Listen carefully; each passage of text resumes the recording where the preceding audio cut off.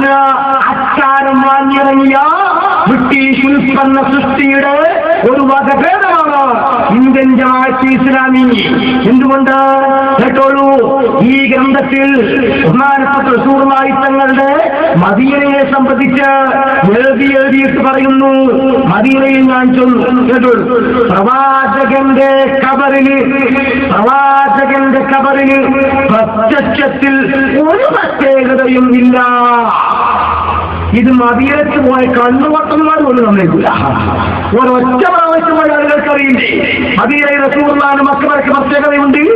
4 ഭാഗം പടമില്ലേ, അത് നമുക്ക് ഗ്രില്ലില്ലേ, ഉള്ളിൽ പച്ച വീട് തൂക്കിയിട്ടില്ലേ, അതിന്റെ 2 ഭാഗത്തും പോലീസുകാർ നിൽക്കുന്നില്ലേ, ചുറ്റുഭാഗത്ത് ആളുകൾ നിൽക്കുന്നില്ലേ, ആ ഓരോ വക്കത്ത് നിസ്കാരം കഴിഞ്ഞാലും റൗദയിലൂടെ പോകാതെ തിരക്ക് കൂടുന്നില്ലേ, അങ്ങോട്ട് പിന്നെ നിസ്കരിക്കുമ്പോൾ അങ്ങോട്ട് നിന്നോട് വാശിക്കുമ്പോൾ എന്ന് പറഞ്ഞ പോലീസുകാർ തിരിക്കുന്നില്ലേ, എന്നിട്ടും ജനങ്ങളെ വ്യത്യാസമൊന്നുമില്ലേ.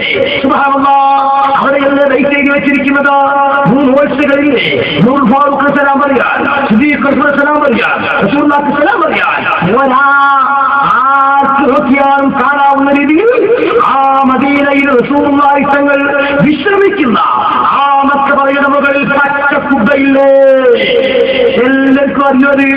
എന്നിട്ട് പറയുന്നത് എന്താണ്?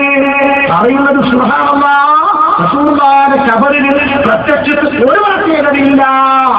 പക്ഷേ റസൂലുള്ളാഹിയുടെ മുന്നിൽ നോക്കി നിങ്ങൾ ശുദ്ധമാക്കുന്ന ഗ്രാമത്തിൽ വലിയൊരു പുസ്തകം എഴുതിയിട്ട് ആ പുസ്തകത്തിൽ റസൂലുള്ളാഹിയുടെ ഖബറിന് ഒരു പ്രത്യേകതയില്ല മുന്നിൽ എഴുതിയപ്പോൾ നേരെ പുറഞ്ചട്ടയിൽ ഫസ്റ്റ് ചട്ടയിൽ തന്നെ റസൂലുള്ളാഹിയുടെ ജാറത്തിന്റെ ഫോട്ടോ നോക്കി. നിങ്ങൾ അല്ല ജമാഅത്തുകാരെ, ഇത്ര കിഴക്കാണോ പടിഞ്ഞാറ്? ഇത്ര കിഴക്കാണോ പടിഞ്ഞാറ്? എന്ത് പുസ്തകത്തിന് ഉള്ളിൽ എഴുതുക ഒരു പ്രത്യേകത റസൂലുള്ളാഹിയുടെ മക്ബറക്കില്ല. പക്ഷേ പച്ച കുബ്ബന്റെ ഫോട്ടോ കൊടുക്കണോ? ബുദ്ധി മരവിച്ചു പോയോ?